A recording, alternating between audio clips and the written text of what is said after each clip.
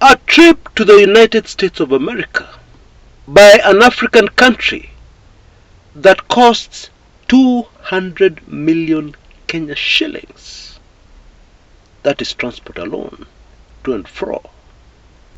Unfortunately, that is the highlight of President Ruto's current visit to the US on a private jet that costs, believe it or not, more than 2 million Kenya shillings an hour. Super fascinating. In the entire history of the nation called Kenya, this has never been the highlight of a big foreign trip to a big friend of Kenya, supposedly. This has never been the main point of discussion, the travel arrangements, that even overshadows everything else about this trip. And most Kenyans are not even discussing the ice-cold reception from Kenyans living in the United States that this trip met with for the very first time. Because ordinarily, Kenyans living in the land of Uncle Sam are usually very patriotic, and they tend to love very much anything Kenyan. But I will come back to that, as well as the super fascinating, tragic events recently in a country called Iran, where they lost their president in a chopper crash. Yeah, all that in my show today, packed with super fascinating information. So I urge you to stay with me. Now, let us start with the political developments back home. And the US trip is threatening to overshadow even that. To overshadow the high wire political drama unfolding back home. And there is a lot of drama. There's a lot happening. As the Ruto regime prepares to table Finance Bill 2024, Kenyans will remember the horror and the effects of Finance Bill 2023. But now the government prepares to table in Parliament Finance Bill 2024. Gachagua allies of the Deputy President, are promising Kenyans that they'll oppose it, especially the taxes in Finance Bill 2024. The introduction of new taxes and the increase in other taxes. And of course the reintroduction of taxes on items that are currently zero rated. Yeah, they don't attract any taxes. Now please allow me a brief moment to introduce the sponsors for today's video, which is 1 acre of land available in Meru at a place called Kithoka, 5 miles from Meru town, next to the Mudhui Coffee Estate. This is a very prime location, very prime land, that can be put to many uses. One of our very staunch members of this channel is offering it for sale. And unfortunately, because of the nature of their work, there are certain times of the day they cannot take calls, depending on their program for that day. And so if you're interested, you'll need to text me using the telephone number you see on your screens right now, or send me an email using that email address you see on your screens right now. And then I'll give you details on how you can get in touch with them.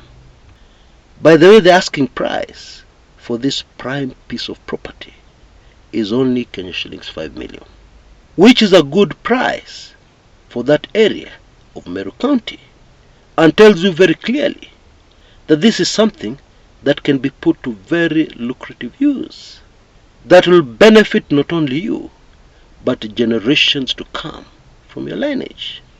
And so if you're interested, please get in touch. Right, let's get on with our show.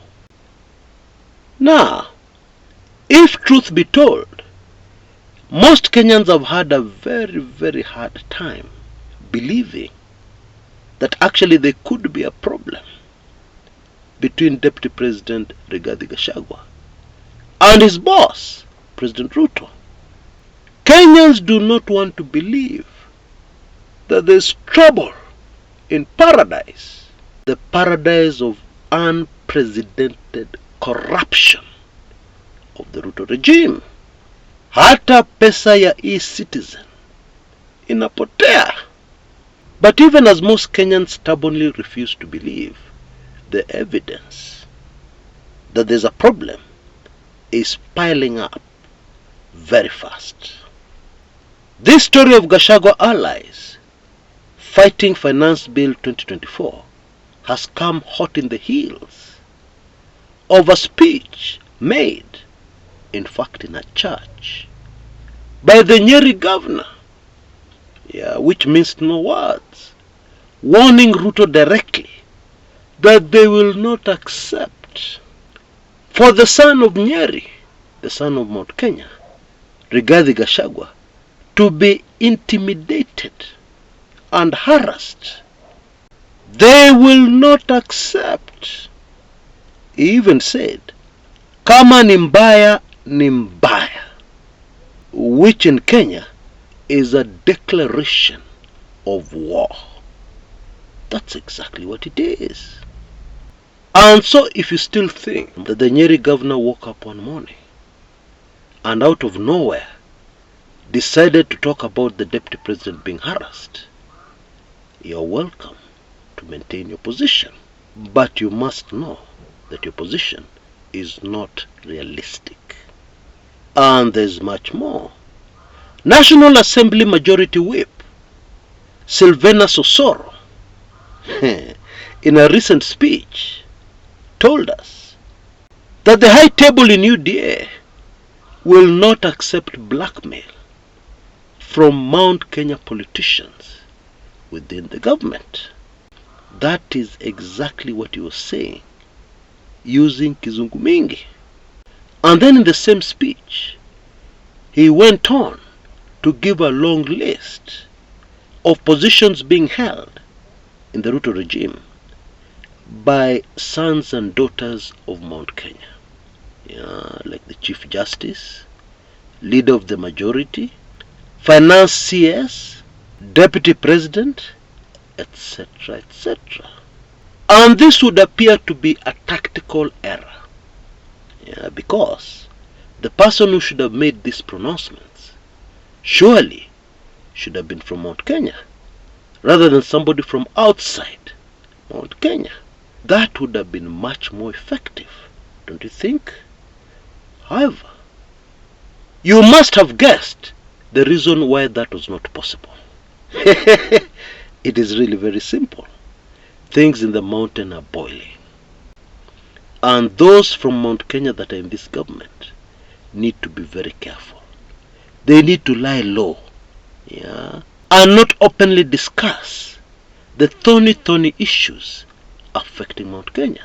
They need to be careful what they say. And if you doubt this, consider the fact that Moses Kuria has decided to gag himself. Oh yes. In other words, to hold his horses currently and not speak. Now if that one doesn't show you very clearly how hot things are in the mountain, then I believe nothing will. Oh yes. You know, somebody was reminding me this morning, a faithful member of this channel. We were chatting on Telegram. They were reminding me of the prediction I made that nobody was going to finish UDA. That what would happen is that UDA would implode from within. You know, my weakness is that I hate to tell people, I told you so. I predicted. I saw this coming. There is nothing I hate more than that. In my opinion, if you have to tell people that, there is something very wrong. Seriously, if you have to grab people by the neck and rub their faces on what you said and how you were right, there has to be something wrong. because we're all human. And Almighty God blessed us with different talents, and more importantly, different missions on this earth. And therefore, not everybody can see what is coming long before it comes. Just do your job without lecturing us about how you are right. It is irritating. Or if you must, then also point out the times you were wrong, because we are human. Sometimes we are wrong, sometimes we are right. But of course my friend Davis, yes, that's his name, did not do anything wrong. There is nothing wrong with reminding me. Although I would also love to be reminded the times when I was wrong, so that I correct myself and I get better. Anyway, an imminent implosion within UDA is now very, very visible. It is only a matter of time. In fact, it has already started. The explosion has already been set off. It has started. And now it is just spreading.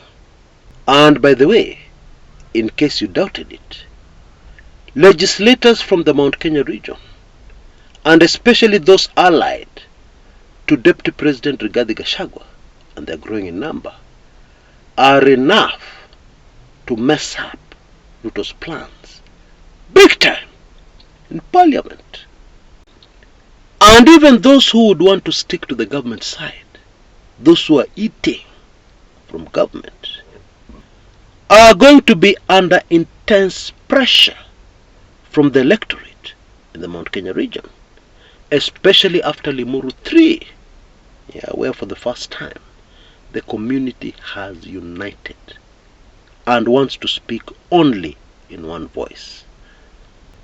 By the way, I very much appreciate that some of the utterances from people in Mount Kenya during this war with Ruto may be offensive to other communities. I fully appreciate that, and I understand. Like the utterances from Limuru 3, where somebody said that it did not make sense for a community with 9 million voters to be cowed, to be bullied by a candidate from a community with a mere 1.9 million votes. And that in future, that community with 9 million votes will produce the presidential candidate, and others will be running mates. Now I know that view did not go down well with many of us who are not from Mount Kenya. However, my advice and my opinion is that nobody should lose any sleep over such utterances, because as long as we have a free and fair election in Kenya, no single community in our beautiful country can dictate things and become president on their own. They must talk to others. They must negotiate. And most communities will not be enthusiastic about a deal, and therefore they will not come out and vote in large numbers unless the presidential candidate is from their community. That is the reality of politics, as long as it is a free and fair election. In fact, I'm one of those who believe that there's another community which has more numbers than the Mount Kenya region. I'm of course talking about the Mulembe Nation. In fact, there are two communities. The other one is the Somali community in Kenya. There is no single community in Kenya which is here by accident. Every community has their calling and their role. And many times, certain communities will continue to play the same role over and over again as history repeats itself. And the truth is, whether we like it or not, the House of Mumbi, and indeed the Mount Kenya region, will end up playing a very key role in liberating the entire nation called Kenya from the current crisis. And that is why I'll keep on rooting for them. And that is why I will keep on loving them. I know, my friends, not all of you agree with me, but that's okay. We can disagree and still be friends. Ama? Anyway, the writing is on the wall. Things are elephant for UDA. And in my opinion, they can never come back from this. That implosion will be completed. And when it is, UDA will be no more. That is just the harsh reality, which I know many of us have already seen. Take it or leave it, it is the harsh reality and current situation in our beloved motherland. And so going forward, we can also be sure that these Gachagua manenos will not go away.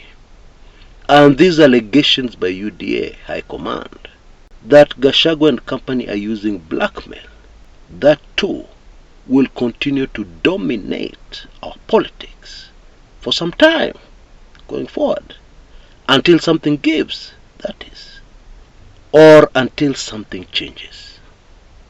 And I'm sure I don't need to remind you, we're in a season where anything, and I mean anything, can happen at any time, which is very, very normal when people are in a season of exposure and judgment. You know Raila Odinga's friend, Professor Makao Mutua, who is a very keen student of Kenyan politics, predicted some time back that the Ruto-Gachagua marriage was a marriage made in hell, and that it would never last. There was no way it was going to last. Sooner or later, because of the character of these two individuals, they would start tearing at each other. And it would seem that that prediction was 100% correct. Because we are seeing it right now, right before our very eyes.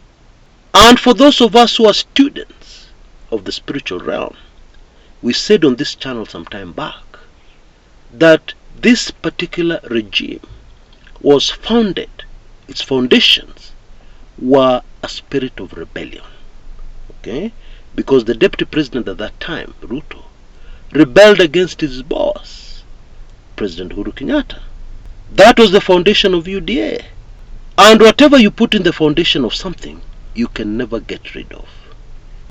And we said it is a spiritual law.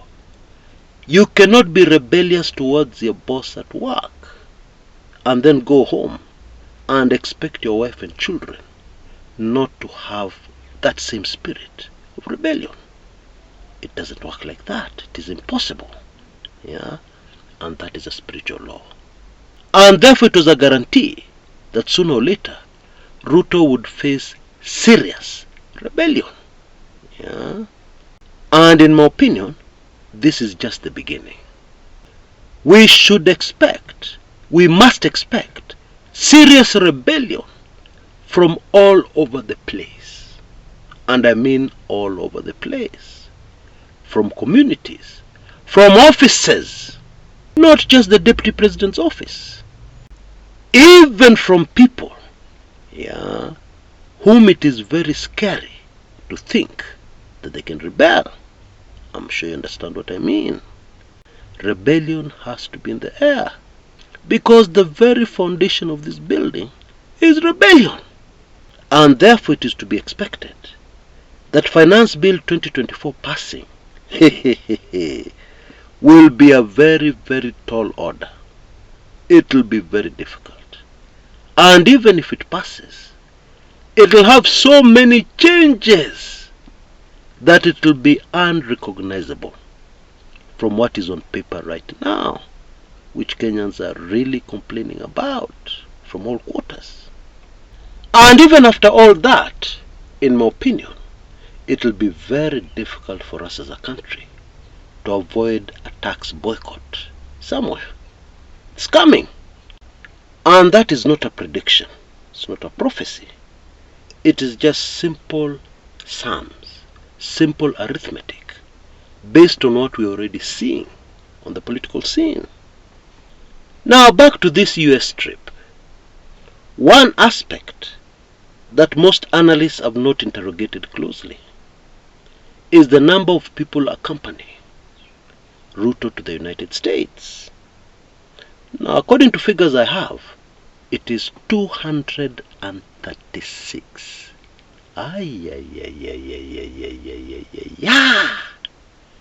Those are many people. And indeed, that extravagance explains part of the reason why a huge Boeing 737 private jet had to be hired to ferry Ruto and his entourage to the land of Uncle Sam. My point is, a smaller private jet would have been cheaper. But of course that was not viable with such a large number of people that you need to take to the US. Of course some of them used other means to get to the US other than the presidential hired jet, but I'm sure you've gotten my point. And I believe this point of extravagance was brought out very clearly on social media in a captioned photograph. You can see the photographs on your screens right now. Tax revenue versus government expenditure. You can see the difference. The other issue about this trip that cannot be ignored are Kenyans living in the US. Now, when I started my blog in 2005, the Kumekucha blog, Kenyans in the diaspora, and especially Kenyans living in the United States, were starved of information from back home. They were desperate for information, and I'm sure that is one of the reasons why my small blog took off very fast when it was launched in May 2005. But that has changed a lot over the years. Today, Kenyans in the US are very informed and up to date with what is happening back home. The social media.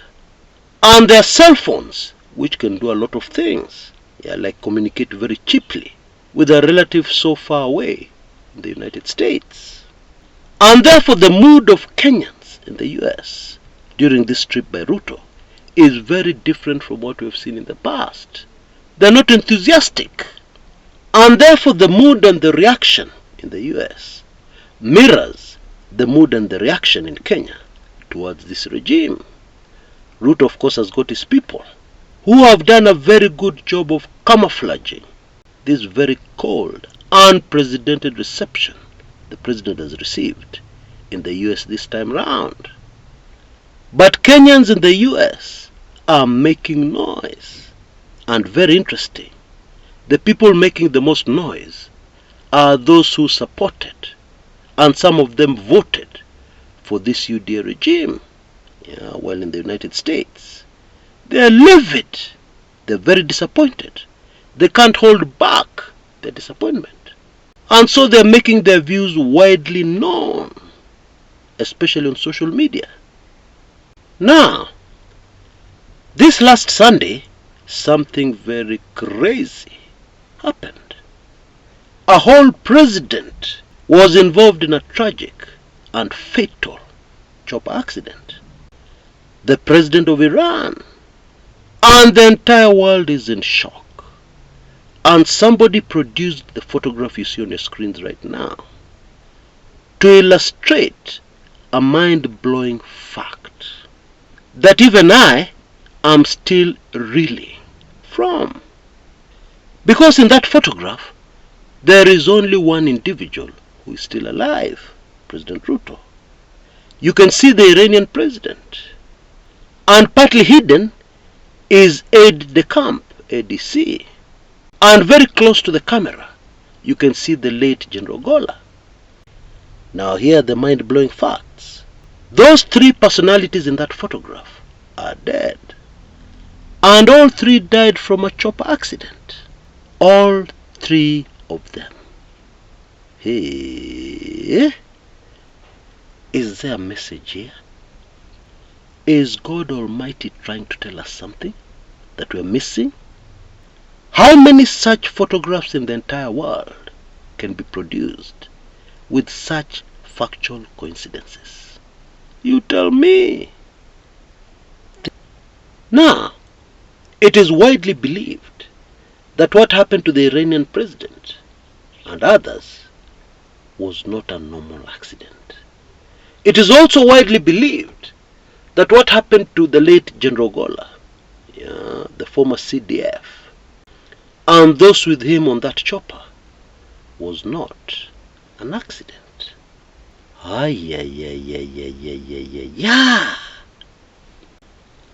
And I believe you'll get even more shocked if you take in my latest special report on the General Ogolla assassination. Because the possible motive is not what most Kenyans think. It's not.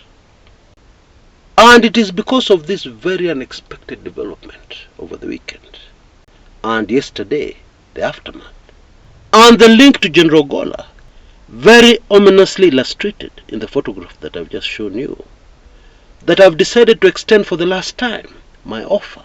For those of you who have not yet taken it in, those of you who already have it, you can review it and very quickly see what I mean.